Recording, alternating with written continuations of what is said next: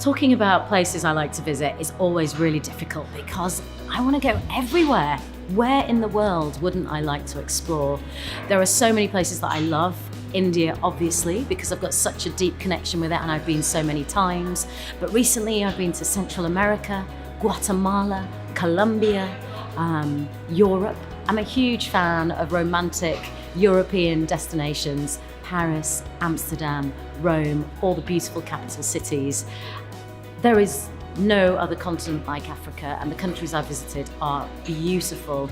Going on safari in the Masai Mara or going to see chimpanzees in Uganda. I've even been to see mountain gorillas in Rwanda a long time ago. The places I would love to visit: New Zealand, Australia, South America, but high up on my wish list is Sri Lanka. Top tips for getting under the skin of any destination. For me, it has to be talk to the locals. Don't be afraid. Even if you're staying in a beautiful hotel, the concierge will give you advice. Of course they will, that's their job. But if you get to know the concierge a little bit better, ask them where maybe they go for dinner, maybe where their local drinking den is. And then when you get to those places, spark up a conversation with the person sitting next to you. I think people are genuinely intrigued and interested. If you talk to a local, it gives you that feeling that you're having an authentic experience that no one else has had. Also, always eat locally. Of course, be safe, but local food, particularly street food, will really give you literally a flavour of the country you're in. When you've never been to a country before, I think it's really important to get the advice of an expert. I think if you're booking, talk to somebody who's been there before, who's going to give you that personal advice, talk to you about their authentic experience, and maybe give you some insider knowledge about places that won't be anywhere else. For me, street food is an essential on every holiday.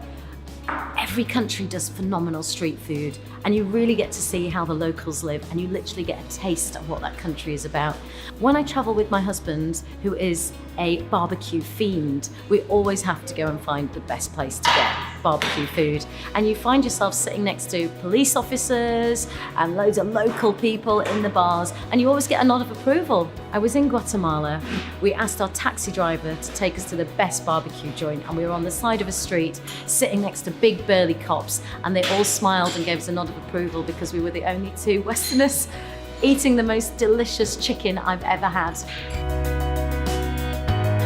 Luxury travel means so many different things to different people.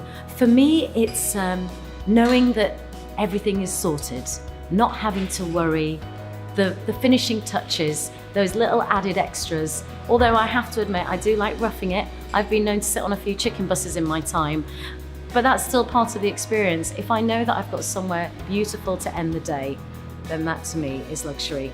Oh, and definitely a few spa treatments. And expensive wine, preferably with bubbles in it.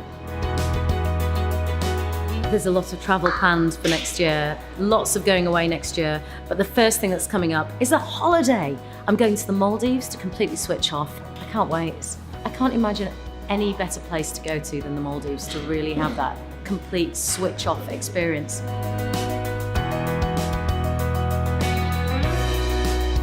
I cannot wait to visit Sri Lanka next year. For me, it's the perfect holiday destination. It's got it all: beautiful beaches, gorgeous weather, delicious food, and it's steeped in ancient culture.